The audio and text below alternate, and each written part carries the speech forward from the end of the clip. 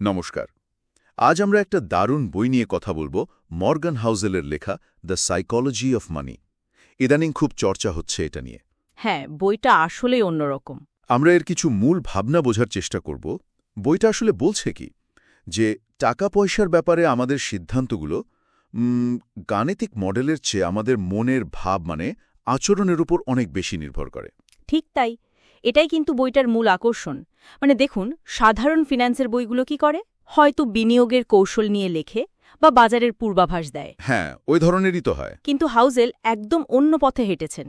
উনি দেখিয়েছেন যে আমাদের ভয়, আমাদের লোভ, অহংকার, এমনকি আমরা কোথায় কিভাবে বড় হয়েছি, এই সব কিছু অজান্তেই আমাদের টাকার সিদ্ধান্তকে প্রভাবিত করে।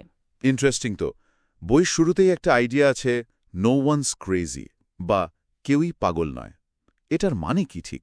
এর মানে হল, ধরুন আপনি হয়তো অন্য